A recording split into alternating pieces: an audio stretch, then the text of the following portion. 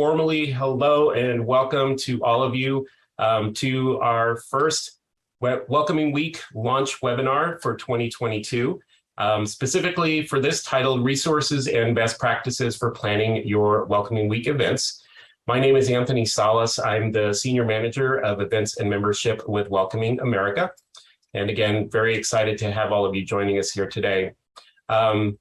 Before we get started, just very quickly, if you have any questions at any point during the presentation, go ahead and enter them into the chat where you're using that now. We're going to have a little bit of time at the end of the presentation, and so we'll address those at that point. So we'll queue them up. So feel free to, again, enter those at any time. If you run into any technical glitches, feel free to enter it there as well, and we'll be monitoring the chat and can help you there as well. So again, thank you for entering all of your locations. It's great to see that. Continue to do that. But now it is my pleasure to turn it over to Daniel Valdez, Welcoming America's Senior Director of External Affairs. Thank you so much. Good evening, good afternoon, good morning, depending on where folks are joining us from. My name is Daniel Valdez, as Anthony mentioned, Senior Director of External Affairs with Welcoming America. Thank you, Anthony, Korn, and our speakers for taking some time out today to help organize and to participate on this webinar today. We're very excited to officially start the kickoff planning for Welcoming Week this year. We're super excited and looking forward to sharing with all of you some of the resources and tools that we have. If we can go on to the next slide, Anthony, that would be great. So I'll do a quick welcome. As Anthony mentioned, if you're just joining us, please drop in the chat your name, where you're dialing in from, and in your organization. So please feel free to let us know where you're calling in from. We'd love to see all of the different folks being represented. Here's our agenda for today. We're going to talk a little bit about what is Welcoming Week for those of you that are new.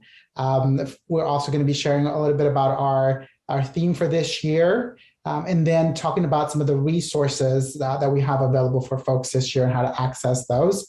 And then we'll make sure that we have some time to hear from some of our partners and members, talk a little bit about some of their local work that they've done and some of the things that they're planning on doing this year.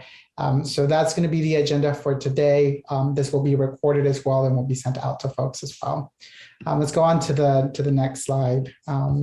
So here are the speakers that we have here today. You'll hear from all of us. We'll introduce ourselves as we speak. But again, I want to thank everyone, all of our speakers and all of our staff at Welcoming America for making the time for this today.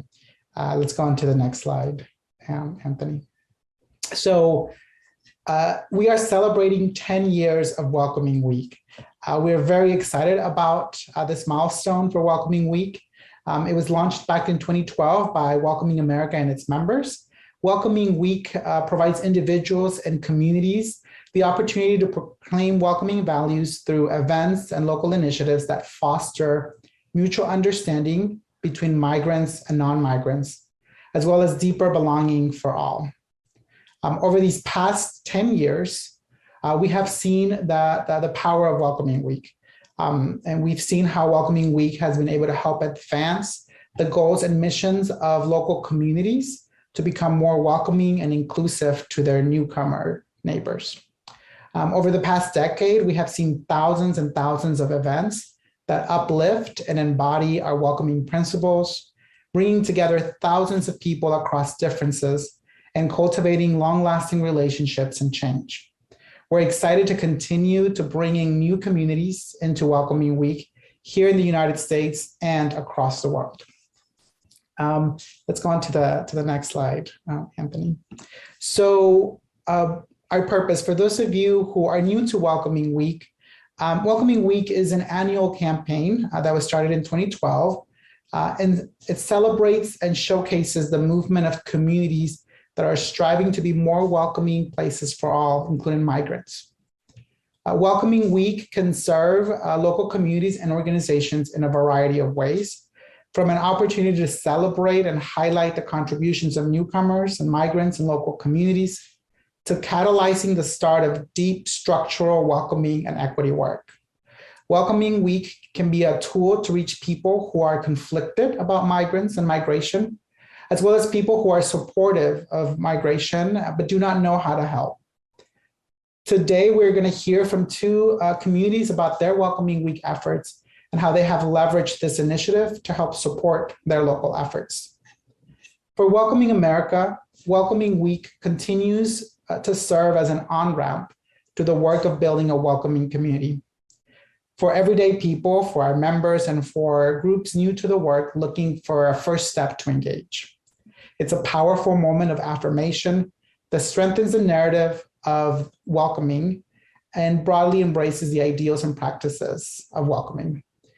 Growing each day, we are really excited about Welcoming Week and the growth that it's had over the past 10 years and how much excitement people have around continuing to bring this to their local communities or to expand it in communities that have already worked with us on this initiative before.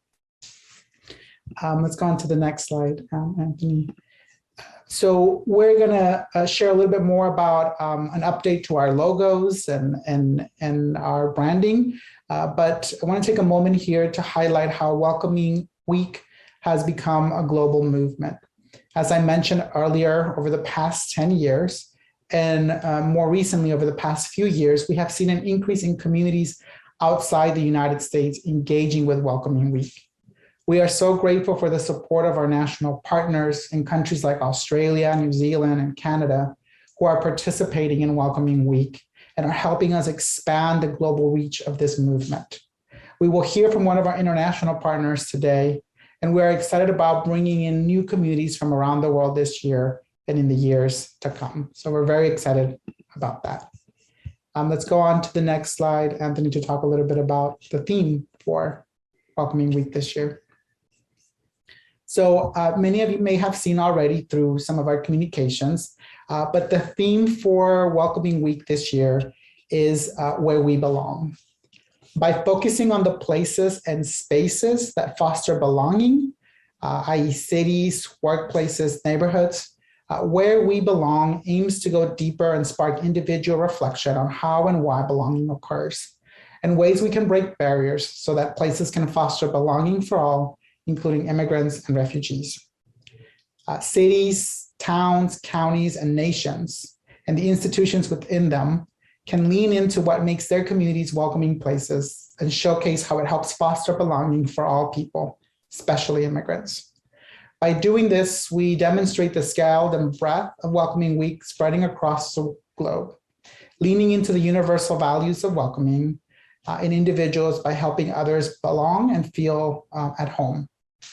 Additionally, on top of the theme and on top of our 10th year anniversary of Welcoming Week, we will have days, each day will have its own theme based on our welcoming standard. And a lot of this will be detailed in our toolkit, and you all will be able to have access to this later on, and we'll talk a little bit more about those resources.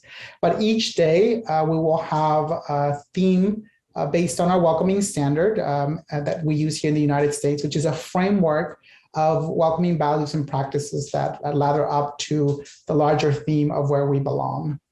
And several national organizations outside of Welcoming America, including Welcoming Australia, Immigration New Zealand, Inclusive Cities Program in the UK, and a program in Germany, have developed national welcoming standards as well. So for those communities that are not in the United States, but are in other countries where they do have their own standards, we encourage them to utilize those national standards to help you all develop some of your themes as well, and it could help manage and create some framing for your Welcoming Week strategies around communications. And we're very excited that that we have this opportunity. Event hosts would also, if you want to use our welcoming standard and the frames that we have, can adapt and localize it to your local context as well. So examples on how to incorporate these daily themes into your Welcoming Week events and strategies can be found in our toolkit. And my colleague Corn will expand more on the tools and the resources that we have made available to all of you to ensure that Welcoming Week events that you're hosting are successful.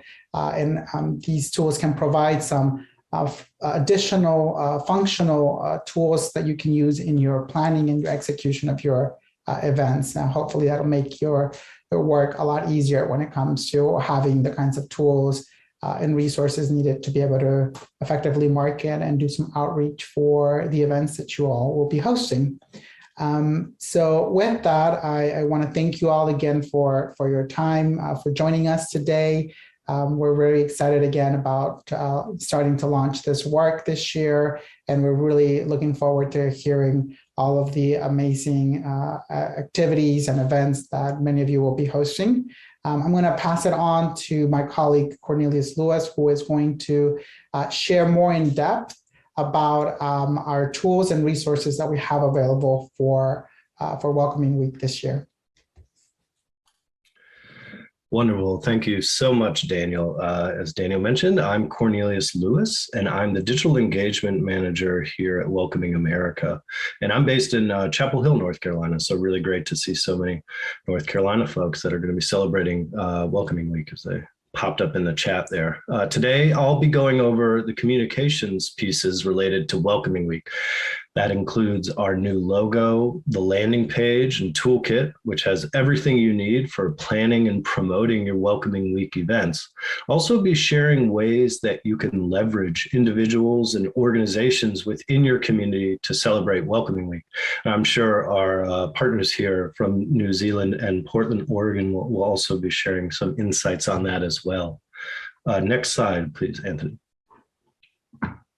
I wanted to start by just sharing a snapshot of last year's engagement, just to give you an idea of the breadth of the campaign, which is now, as Daniel mentioned, in its 10th year. So we have pretty substantial reach here, and we're hoping to expand that more globally and within the United States with y'all's help. So we're really excited about that, and just give you a sense of the movement that you're a part of. If you could move to the next slide, please, Anthony. So to expand on the global mindset and our international partners that have joined us, we've created a set of multilingual assets for participants to use. That includes our new Welcoming Week logo, which is more internationally friendly and is translated into French, Spanish, German, and Italian. There will also be translations of our toolkit and brand guide in those same languages. Next slide, please, Anthony.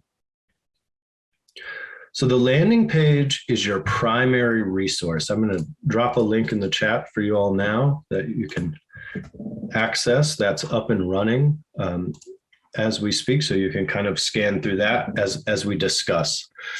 It's your primary resource for all things Welcoming Week and be accessed at welcomingweek.org. It's currently active, so I encourage you to go ahead and take a peek. Familiarize yourself. The landing page includes an overview of this year's theme, as Daniel kind of brushed on, a variety of ways to get involved. That includes getting Welcoming Week gear like t-shirts or hats, and we have international shipping for our international participants at the store if you want to kind of show off some of the swag that we have. All the social media resources that you'll be needing, whether you're promoting an event or celebrating as an individual. That includes logos and marketing strategies, Facebook filters, and Instagram stickers. While we're on the subject of social media, I really want to encourage you, and can't say enough, that to activate on social media, we need to share the event hashtags. That's hashtag Welcoming Week 2022 and hashtag Where We Belong, this year's theme. This allows us to connect with each other during Welcoming Week and really amplify the campaign collectively. I encourage you all to share out things that Welcoming America is posting. Any participant in this campaign can reshare, and that's how we can really identify what's going on and re-amplify your efforts on the ground there. So the landing page also includes an event submission form. This is just a reminder that events are not editable after submission by the user. So please make sure that you have as much of your event info as possible before submitting it. If you need to edit, it's not a worry. Or if you have technical questions, you can always just email me at communications@welcomingamerica.org. Once registered, your event will appear in the event directory and on the interactive map that features all the Welcoming Week 2022 events happening around the world. Last year, over 450 events were there, and we would love to see the map filled out more this year with your help. The only way to get your event listed is to register it. So please make sure you take the time to do that, and make sure your partners, if you have any, are aware of the event submission form. Next slide, please, Anthony. So moving on to the toolkit, which is also available on the landing page as a primary call to action. The toolkit will provide in-depth information for how to plan and promote your Welcoming Week event. This includes past event examples and ideas, a planning checklist, links to welcoming proclamation templates, if you'd like to give a proclamation. There's also a variety of tools and visual templates available. This includes all the visual assets associated with Welcoming Week 2022, branded theme graphics, the welcomer signs that you see on the slideshow here in front of us, PowerPoint templates if you're giving presentations or doing virtual events, and customizable social media graphics. There's also a templated social media language that you can borrow from and a sample press release. We really encourage you to take that press release and send it to your local media contacts. The media push around Welcoming Week is huge, and it's due to local organizations reaching out to their contacts and helping to amplify that. The local media is a great catalyst for getting the word out. The toolkit will also be translated into French, Spanish, Italian, and German, just as a note. Next slide, please, Anthony. So one of the great things about Welcoming Week is that it provides a way for communities to come together. In the US, a longtime Welcoming Week partner has been the YMCA. The YMCA is the largest youth development organization in the US and a trusted partner in its communities. The Y brings individuals and local organizations together for events to further amplify Welcoming Week's message. And that really embodies what Welcoming Week is about. People coming together, different organizations, just to celebrate and encourage inclusion and belonging. So without further ado, if you want to go to the next slide, Anthony. If you have any questions related to the toolkit, the landing page, the event submission form, please don't hesitate to reach out at communications@welcomingamerica.org. And I want to go ahead and take a moment. Now we're going to have some examples from our partners in New Zealand. I want to introduce Stephanie Velvin. She's a community development manager at Palmerston North City Council in New Zealand. And thank you and good morning, Stephanie. Welcome. Thank you. Kia ora koutou. Hello, everyone. My name is Stephanie Velvin. My current role is Community Development Manager for the Palmerston North City Council, but I'm new to that role, and for the last 5 years, I've been the Welcoming Communities Coordinator for the Council. I'm just going to share my screen.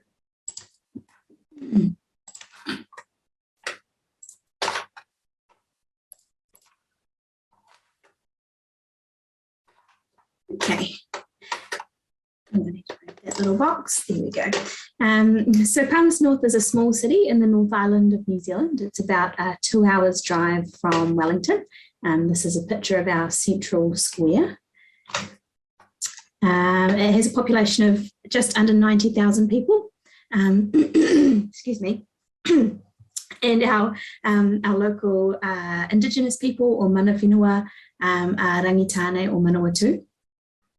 We have a particularly diverse population for a regional city, and we have a long history of being welcoming.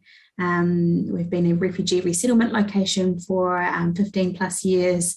We've got 3 large tertiary institutes, so we receive a lot of international students, and we also have a lot of migrants coming to the city as well. So I'm going to talk about 2 Welcoming Week campaigns we've conducted and share a little bit about what we've learned along the way. For us, Welcoming Week is an anchor point in the year for us to really focus our program and share our welcoming messages and create welcoming events. It provides a nice balance to us to Race Relations Day in March, which is our summertime, and when we hold our big annual Festival of Cultures event. So it provides a really nice balance for us. Palmerston North was one of the first cities in New Zealand to participate in Welcoming Week in 2019.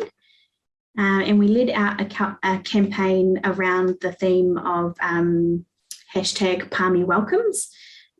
We had a lot of social media content, and we had a range of welcoming events as well. And we learned a lot in this first Welcoming Week campaign about what works well for us in Palmerston North. This was one of the events that we held. It was held in our council chamber, and it was a mayoral welcome for international students.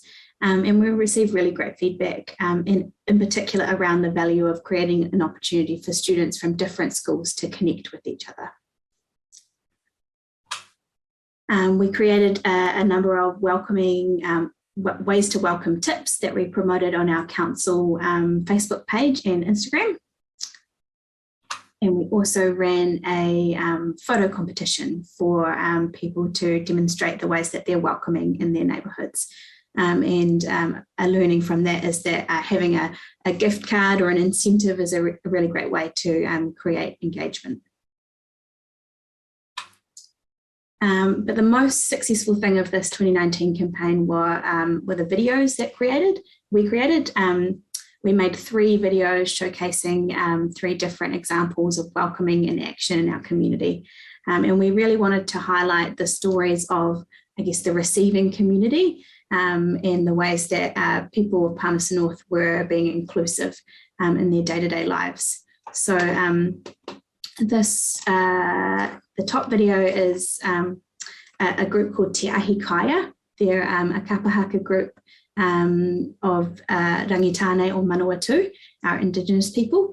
And the video showcased a pōwhiri, and it was actually the pōwhiri that they provided at the International Student Welcome event that we had that same week, earlier in the week. We also showcased a local business, Isles Construction, who are doing great things in terms of being inclusive and welcoming for their newcomer staff. And the 3rd video was highlighting the New Kiwis Club, which is an initiative that our high school student started at the community centre in her neighbourhood, where she invited the refugee background children in the neighbourhood to come and do arts and craft and sports activities at the centre for free and meet other local kids in the neighbourhood. So we really wanted to highlight those 3 successful welcoming initiatives through those videos. And this is where the bulk of our social media engagement came from throughout that week. So the videos reached over 10,000 community members based on our video views and post engagement. And while they were resource heavy to coordinate, we still use them 3 years later, and the videos are the thing that has stuck in people's minds over time. So that highlighted the power of telling those local stories for us. In 2020, we wanted to try some different things from what we'd done in 2019, but also take forward what we'd learnt. We had some resource constraints due to COVID, so we were unable to make more videos, but we did create some infographics for social media content, and we carried forward our Palmy Welcomes hashtag for continuity. We created 3 infographics designed to inform the wider community about the demographics of the city. So we created this one about ethnicities, one about languages, and then one about newcomers generally. So that was one of 3 elements of our 2020 campaign. The second element was we had a community chalk mural event. So we really wanted to bring people together and have an event in the week, but we had to be a bit creative as we were in some government settings at the time which restricted indoor gatherings. due to COVID. So we decided to facilitate a community chalk mural event in our city centre around the theme of inclusion. So we engaged a couple of local artists to create an outline or a design around that theme. And then we invited local community members and passers-by really to come and contribute to the mural throughout the day. The third element of our campaign, which we also launched at the Community Chalk Mural event, was our Passport to Play Multicultural Edition. This was co-designed with a local community group called Global Parents and also with Rangitane. And it's essentially a little passport-sized booklet which encourages families to get out around our public spaces and parks in the city and highlights cultural elements in those places.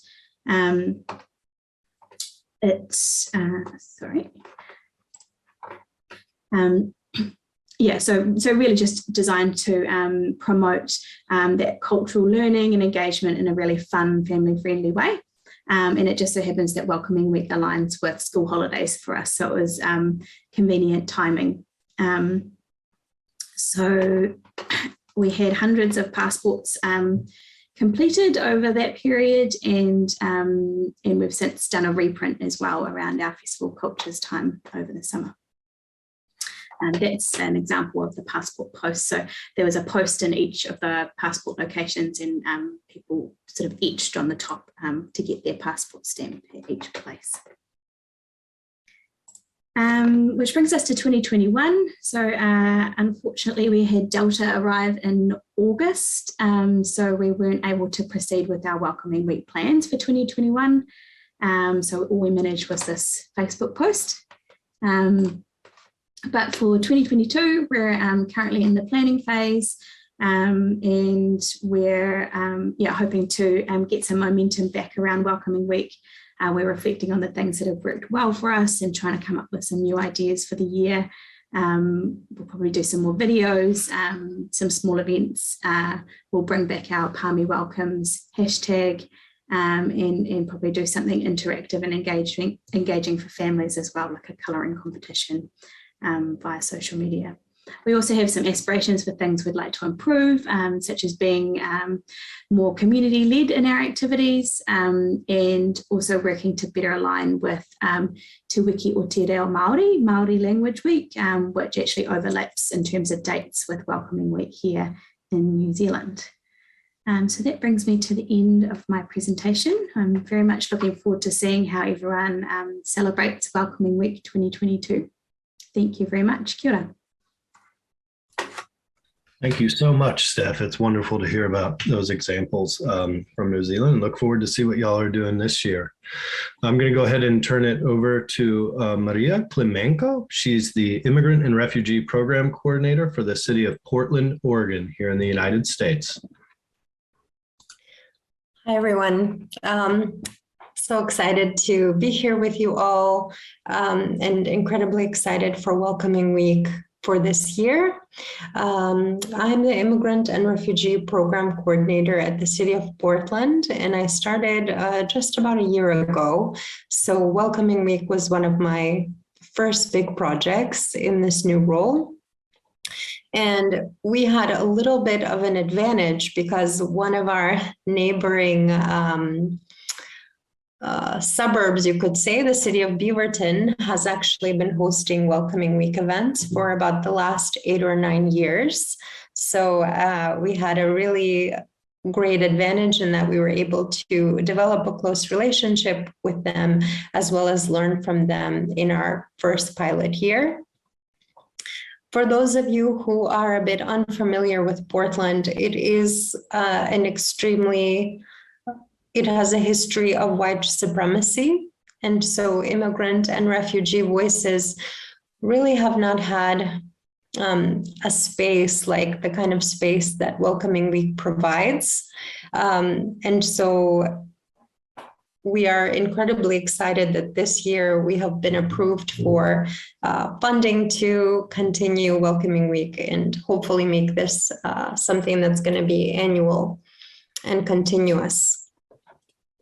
So it's been an incredibly important year in terms of immigrant and refugee policy, both nationally and for our state. I'm sure all of you are well aware of the humanitarian crisis that we faced in Afghanistan and Ukraine, which has brought pretty large numbers both to the United States as well as to Oregon. We have 2 new resettlement agencies, and we also have a newly created Office of Immigrant and Refugee Advancement at the state level. So our capacity as a state to receive refugees has increased pretty significantly, making Welcoming Week even more timely and a great way to engage our partners. So last year, in our first year, we had about 8 events and then 2 additional projects. So this, as you can see, is our website for our Welcoming Week, as well as a full schedule. So the first photo you see is from the opening ceremony performance we had. We had about 30 community-based organizations. We had 5 speakers and 5 performers to sort of kick off this big event. Which was a really important way to connect with our city leadership. Portland is a little bit unusual in that we have a commissioner form of government. So our city council is comprised of our mayor and then 4 additional commissioners, all who oversee different bureaus. And so having this opportunity for them to come and speak and talk about their commitment to immigrant and refugee policy was an incredibly important way to ensure that we had some buy-in. So this is our full schedule of events. We had the opening ceremony, we had a mix of cultural events, dance, art, as well as something a little bit more focused on trauma-informed strategies in terms of engagement.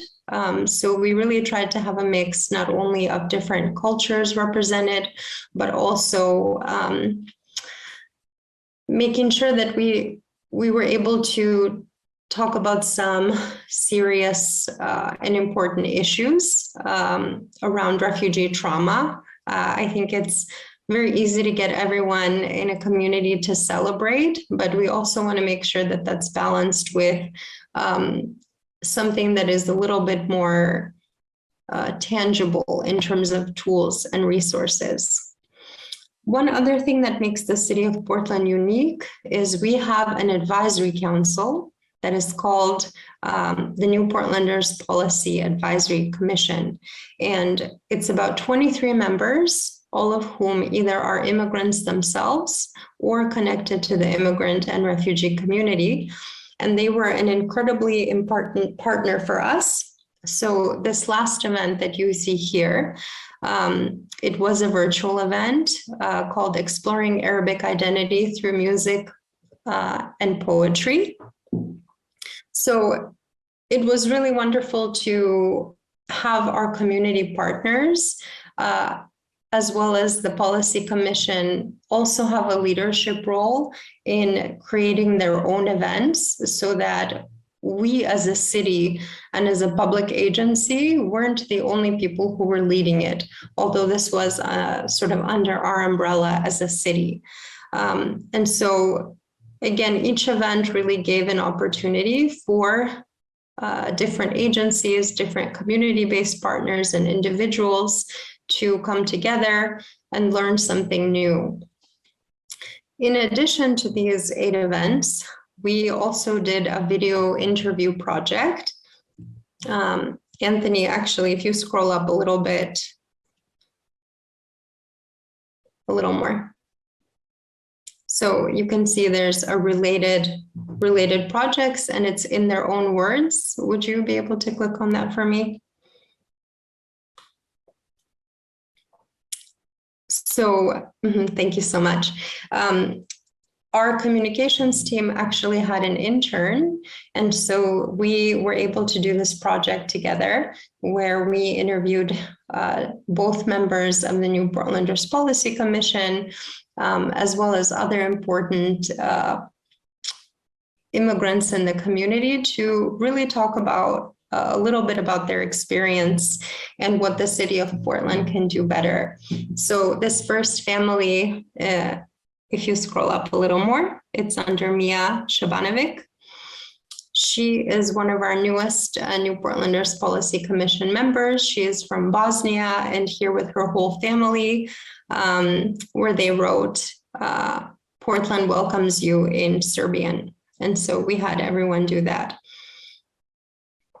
And then our other project, which was in conjunction or with the launch of Welcoming Week, was our resource brochure for newly arrived immigrants, where we really tried to compile important information around who are the resettlement agencies, where you can find food, information about enrolling your kids in school, and some other, thank you, yes, it's just right here, the Immigrant and Refugee Resource Brochure, which we had translated in about 5 languages.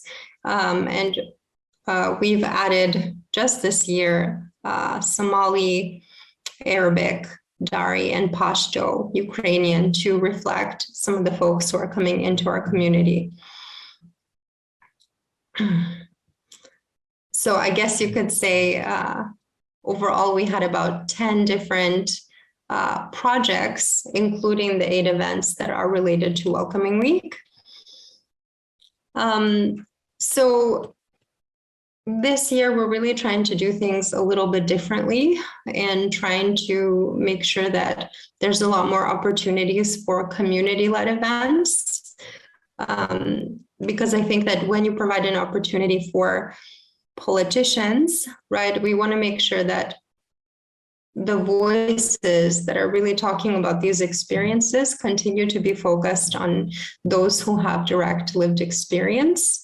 And again, just thinking about the context and in particular, the news that we heard just about a day ago, what happened in San Antonio, I think it's more important than ever to make sure that we are continuing to put our communities, giving them the stage, the voice, the attention to continue to make others aware of their experiences and sort of to help educate the broader public community.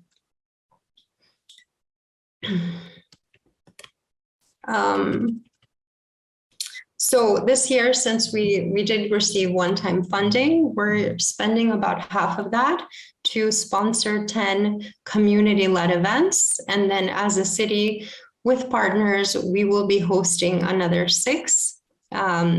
So I'm incredibly excited for the lineup that we have this year. And I also just wanted to share, one of the questions that I was asked was, how do you use Welcoming Week to advance broader goals in terms of this program and engaging new champions? And so because of all the different media components, including the interviews, including some media coverage, I think you mentioned just earlier how important it is to get the message out around Welcoming Week to the media. We have been able to create new relationships with other bureaus and partners, including our Water Bureau. So we're actually in discussion with the Water Bureau to see if they can give a discount on the water bill for those who are hosting refugees. So I think that's a very tangible example about how Welcoming Week can actually be leveraged to really further tangible policies. So this year, the city itself will be hosting about 6 events with our other partners. We will have a panel on Black identity through the immigrant lens. We'll have an art show. We're going to do a big opening event again. And then, as I mentioned, we also have a storytelling component we're profiling 5 immigrant-owned businesses, which is going to be in partnership with an organization that focuses on BIPOC businesses, as well as the 10 community-sponsored events.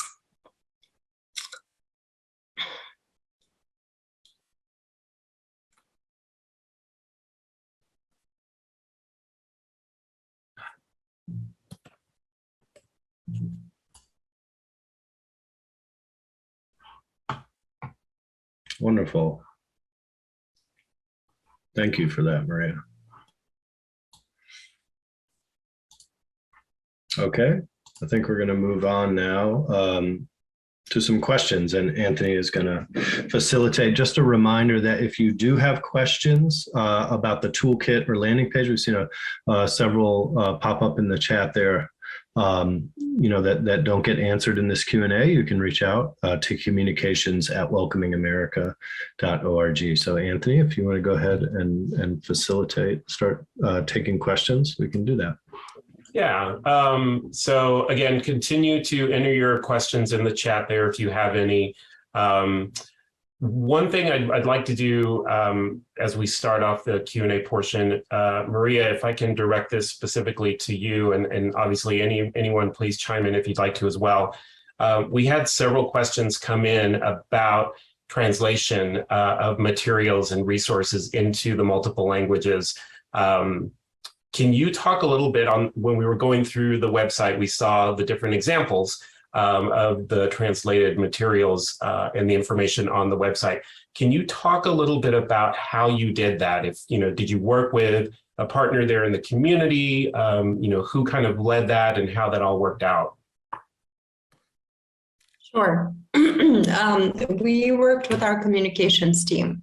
So, we actually have someone in the city who is a language access specialist, although there's some frameworks that are put in place to make sure that material is accessible. And typically, I think what most public agencies in our city use is the top 5 spoken languages. I think we're really shifting that a little bit because of a new influx of people that speak other languages, to make sure that we have something accessible that is for new arrivals. So I think, as you saw, we have most recently translated to Ukrainian and to Pashto and Dari, which reflects kind of our biggest influx of new arrivals. So I think translation and interpretation is always a challenge. We used a pretty big portion of our budget last year for our opening event. We had about 5 interpreters available. Typically, when you want an interpreter, you have to make a request, and we went ahead and just preemptively had interpreters available because we think that piece is so important to make people feel welcome. So I think, when you're planning Welcoming Week, it's really important to have a language access budget. And I know that can be a challenge sometimes, even finding the resources for Welcoming Week. So one of the things we're also doing this year is, if other bureaus, for example, the Water Bureau or our public transportation agency, if they want to sponsor Welcoming Week, we're offering them a page in the brochure. And then with that money, we're using it to translate into additional languages. So I hope that's helpful. Yeah, thank you so much. Appreciate that. And that's a great point. Having, someone on the team, if you can and do, that has that language access component is extremely helpful. So thank you for that. We do have some other questions that are coming in, but I want to take a moment. I'm going to stop share and reshare, because I know there's been questions about the website specifically. So I want to go to our website itself and just kind of go through that and show a little bit about what all is on the website there. So let me just give me a quick moment here. All right, so as Cornelius mentioned, everyone, here is the website, the landing page. So Welcoming America, welcomingweek.org. It will take you to the page here on our main page, Welcoming America. But I'm going to just kind of scroll through this. Cornelius and Daniel, if either of you want to chime in on any specific sections, but just kind of letting people see where things are when you go to the page here. So one, you can click here to get updates by email. So if anyone wants to subscribe to the email information coming out about Welcoming Week, you can click here on the button. You see kind of an explanation of the theme as Cornelius and Daniel shared earlier. The toolkit. So I think there were some questions about where exactly to get that. Here's where you go on the main page here. You'll just go to get the toolkit and it will come right up for you. It should. There we go. Once you're on there, if you'll notice, there are a number of listings. Each of them are hyperlinked, so you'll be able to just click on any one specifically that you want to go to. You can also then scroll through the full toolkit to read more about each of the sections and see the information that's in there again, or you can just go straight to that hyperlink as I shared. So that's where the toolkit is. And then there's another section here about different ways that you can get involved. So Cornelius mentioned about adding your event, sharing it on the map here. So here's where you'll go to do that. Oh, you need to make a switch there. We'll get that fixed. But that is where you will go to add your event. So once you have that information, just come here to that main page, scroll down to host an event, click there and add that. And as Cornelius said, if once you add it, you have any changes to make to it, you can just reach out to communications email and share the changes there, and we can get those updated for you. The other thing you can do too is click over here to see all of the events as they start getting scheduled. So you'll see this great interactive map here, and then as events start getting added here, you'll see this start to populate in this area. And again, you can go to add your event from this page as well.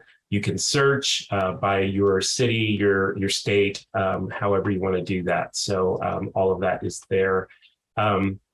Again, all the social media information is here, the logos, Facebook, social media filters, things of that sort. There's also stickers and the frames that you can add to social media, so you can encourage people to do that. Cornelius mentioned our online store and the swag, so you can access it here. And then if anyone is interested, we do have our certification program for certified welcoming communities. And we encourage you to click on that and read more about that there. We'll be adding information to this in real time in terms of news and social media. So you'll see that start to populate here. And yeah, just more information here. As we see sponsors and partners come in through our efforts, you'll start to see that populate here. And that takes us through the site. So hopefully that was a little bit helpful there for everyone. I'm going to go through really quickly here and see what questions there are. In the meantime, Daniel or Cornelius, if you've got anything to add, feel free. Yeah, there's a question there about the dates. So Welcoming Week is always in September. It coincides with Citizenship Day as well, and the start of a number of other events like Hispanic Heritage Month, and there are a number of other dates within Welcoming Week that that sort of line up with some communities. And so that's been since the beginning. Welcoming Week has been in September. But for folks who have events throughout the other parts of the year, you can certainly continue to utilize Welcoming Week. Another idea is, for example, with this comment about the city of Aurora doing a lot of their events in August, Welcoming Week can be an opportunity in September to share out pictures and things and lessons learned and things that happened during August so that it can continue the conversation. So a lot of communities utilize their social media platform to engage during Welcoming Week and highlight some of the efforts that they're doing, highlight some of the events that they've done as well, and sort of do some recaps and really share out some of the things that had happened already in those communities. So that's another way that you can utilize Welcoming Week, even if maybe the events don't line up with the exact dates that we have there as well. In terms of translations and assets, there are a number of translations and assets there in what Cornelius had shared earlier, and you'll see them in the toolkit as well. But a lot of our capacity is very limited in terms of how many languages we can do. And we know that every community has a different makeup in terms of their international community. And so we always encourage our local community partners to take some of our assets and things that we've made and translate into the languages that are most useful and used in your local communities, because we have over 330 members in the United States, and of course, lots of partners across the world. And so our capacity to do all of the languages is limited, but we are continuing to add every year more, and we're looking forward to doing that. And we've worked with some of our partners at the local level on getting some of those assets there. But we encourage you all to think about what are the top languages in your local communities, and if possible, do some other languages as well. Great. Thank you, Daniel. Appreciate all of that. You hit several points and we're getting responses and thank yous for that. So I appreciate it. One question I want to address, if I can, came in earlier from Agata. And I think this one's important to try to address. I don't know that there is a distinct answer to this, to be honest, but I can offer a little bit of example and maybe some advice on this. And it's around organizing a Welcoming Week event in a small anti-immigrant rural Midwestern town where immigrants and refugees largely avoid public exposure in fear of violence or arrest. Obviously, that's something that is of concern to all, if not most of us. What I will share is an example of what we've actually done with our local events in years past. And our Welcoming America headquarters is in Decatur, Georgia, so just outside of Atlanta. And we, a couple of years ago, had some concerns about those types of things. And so what we did was went to our contacts with the city as well as local law enforcement and voiced those concerns and things that we had heard. And together with them, we were able to get the word out into the communities that it was a safe space, that people were certainly welcome. And that was, really the driving point of these events is welcoming and making sure that everyone does feel welcome. So we were able to get messaging out through those partnerships with those city and law enforcement individuals to let people know that.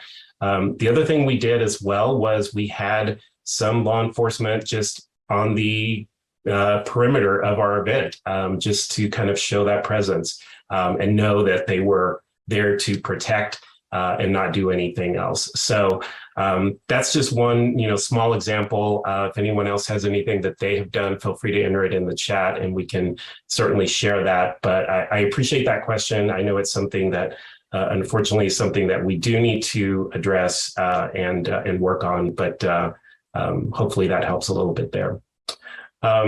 Cornelius, I'm going to address a question really quickly to you, if I can find it here.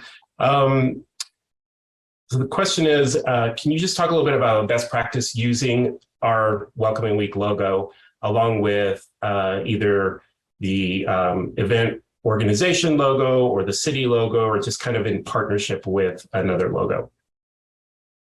Yeah, absolutely. And I'm going to drop our brand guide, which is in that main creative assets folder in the chat here. And the brand guide has a lot of guidance there. I mean, you certainly want to present the logos in a similar size and give them space and not crunch them up. All of the logos that we have in the folders are a good enough resolution to print. So you shouldn't have an issue with that. And yeah, just maintaining the integrity of your design. Avoid color clashing if possible. The Welcoming Week logo does kind of prefer to be on a white background, but we've actually created several other accessible options that are in that folder for low visibility folks.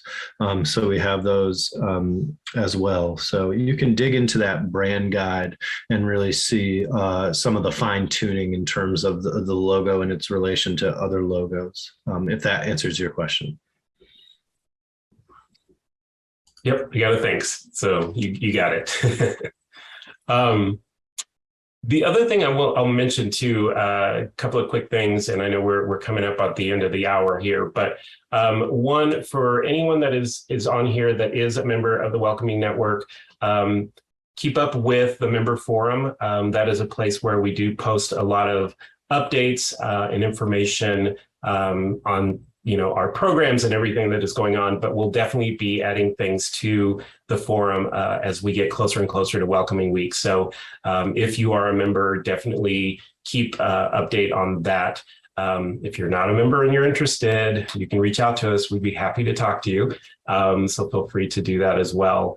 The other thing, just really quickly before I turn it over for closing, is that we shared it in the chat. This is being recorded. We will be sharing it out with you all in the coming days, along with the links to all of the different things that were mentioned here. So if you know of anyone that wasn't able to make this, that was planning on it, you can let them know that we will be sharing that with all of our registrants there. So with that, Corin and Daniel, I think I'm going to just turn it over to both of you to make some closing comments.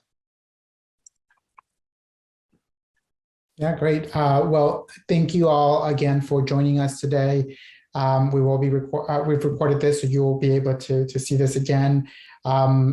Steph and Maria, thank you so much for taking time out of your busy schedule and joining us and sharing a little bit about some of the work that you're doing.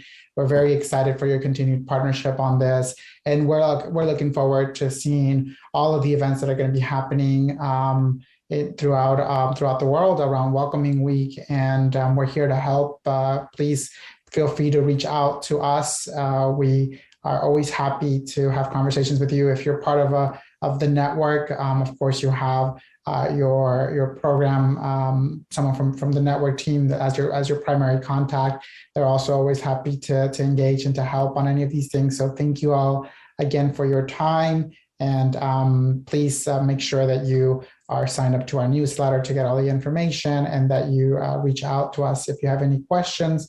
And we'll be seeing you all throughout, and I'm looking forward to learning all about the events. Thank you, everyone. We're going to go ahead and close, make sure that we're respectful of everybody's time, and wishing everyone a great rest of the week.